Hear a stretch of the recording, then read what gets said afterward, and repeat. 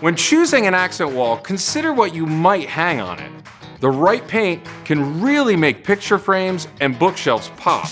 It can also be a great backdrop for your bedroom's headboard. When picking your paint color, you can go from something subtle and monochromatic to bold and colorful. Either way, don't be afraid. You can always update the color down the road. Here's what you'll need to paint your accent wall. FrogTape multi-surface painter's tape. Interior paint. Wall primer. 2-inch paintbrush. 9-inch roller. Drop cloth. 2 paint trays. 2 20 grit sandpaper, and a damp sponge. First, protect the floors with a drop cloth. Then, smooth your surface. You might need to fill or spackle any nail holes before sanding. Don't forget to wipe away the dust with a clean, damp sponge. Just beyond the corner, onto the adjacent wall to ensure you get a crisp, clean line.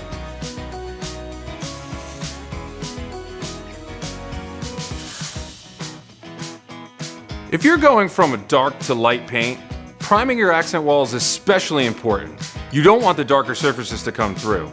In this case, I'm going from light to dark, so I don't need to prime. I can go straight to paint. But here's a pro tip. When painting bold, bright colors like red, talk to the pros at the paint store about getting a tinted primer, which can really help your bold colors pop. Start by cutting in with your paintbrush around the taped off edges, trim, and molding. Make sure you paint about 2 to 3 inches from the tape. This will give you lots of room to roll out the rest. Then roll out the rest using your roller. The best way to get even paint coverage is to saturate your roller with paint and then roll out a W shape on your wall, going over the W to fill it in. Try your best not to lift the roller off the wall. That will keep the paint smooth and even as it dries.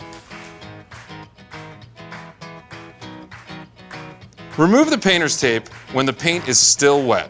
When your accent wall is dry, start decorating and see how this simple paint project totally changes a room.